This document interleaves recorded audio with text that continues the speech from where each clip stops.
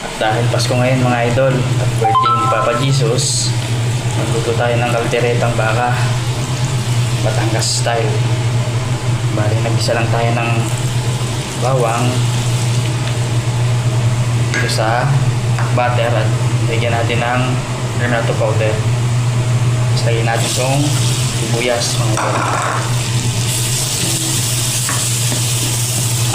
Ito yung ating karne ng baka. Bali, minarita natin yan ng magdamag mga idol, oh.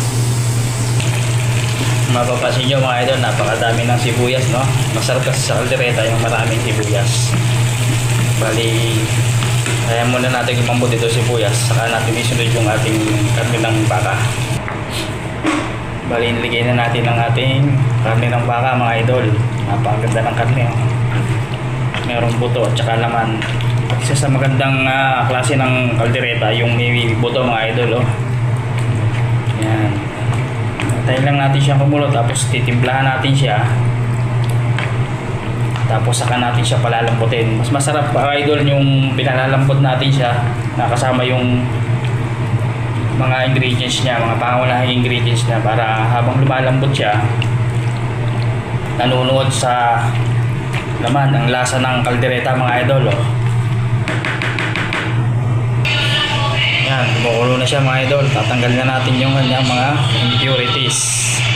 After nito, pwede na natin siyang timplahan ng kanyang mga pangunahing sangkap mga idol, oh. Tanggalin lang natin yung mga dumi-dumi niya. Ito yung impurities na tinatawag mga idol. Dahil natanggal na natin ang impurities mga idol, lagay na natin na rin, oh.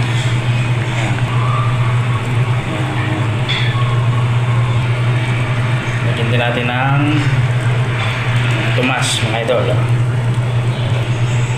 Tapos itong ating oyster sauce, lagay na rin natin. Ilagay na natin ang Mamasitas Caldereta Mix. Yan.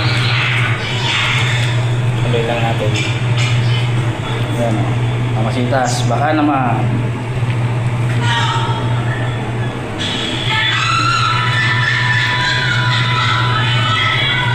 Ilagay lang natin. Ilagay natin yung ating pickle relish.